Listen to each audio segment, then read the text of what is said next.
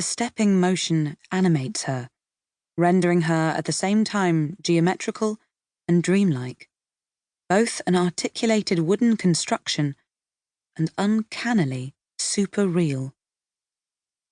Duchamp was satisfied with Nude No. 2 and sent it to the 1912 Salon des Indépendants, where it was exhibited by a reluctant committee of cubists.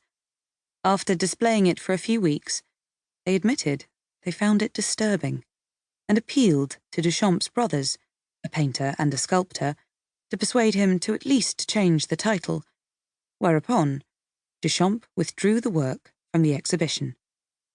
In October, he showed Nude No. 2 again, this time exhibiting with his brothers at Galerie Le Buissy. Here, it was admired by Apollinaire, who had already seen Duchamp's work in earlier shows and noted that the youngest Duchamp brother was producing interesting work, including some vilain nudes. Always on the lookout for new talent, Apollinaire had also spotted another young artist new to the Parisian scene, the Italian Giorgio de Chirico, painter of strange urban scenes, deserted piazzas and stations sparsely littered with apparently unconnected objects, fragments of masonry, statues, archways, trains disappearing into the distance. When his work appeared at the 1913 Salon, it caught the attention of both Apollinaire and Picasso. De Chirico, too, was an artist whose work seemed to reach beyond the parameters of Cubism. Before long, it was being dubbed Surrealist by everyone but De Chirico himself. From about 1911 onwards, the artistic centre of the French capital had begun to shift from Montmartre, when the artists who grouped themselves around Picasso left the world of the Moulin Rouge and the Folies Bergère to gather instead in the galleries, studios, and cafés of Montparnasse. Following the success of Cubism, young dealers had arrived on the left bank and opened new galleries, mostly clustered around the Rue de Seine.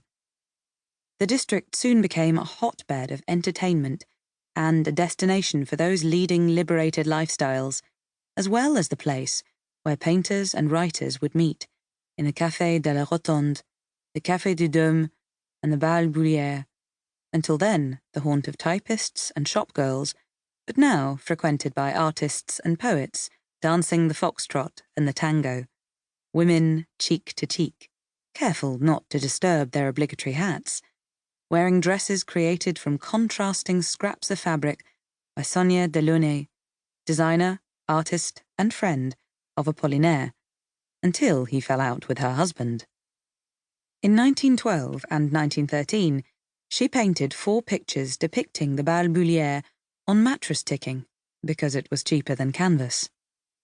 The cafés of Montparnasse between 1913 and 1929 played host to encounters and conversations that would change the face of modern art, as the artists sought new friendships and love affairs and different ways of experimenting, and opportunities to show their work. When the Surrealists put their revolutionary ideas into practice, in many respects, the scene was already set. Surrealist art, as it gradually emerged in Paris, unleashed the irrational and released the erotic, transforming the depiction of reality so that it became not filtered and restricted, but exhilaratingly uncivilized, releasing marvels onto canvas, the stage, and in a variety of other media. On canvas, and in their ready-mades and other artworks, the Surrealist artists juxtaposed objects never before seen together, to confound viewers with the ordinary, presenting them with fantastical connections they somehow, in the darkest regions of their minds, felt they had already made, but had never expressed. The original Surrealists also tapped into other, darker emotions, of terror, horror, disgust, or fear, depicting limbs detached from bodies, heads that were also machines, massive birds in flight above tiny landscapes, partially constructed or devastated.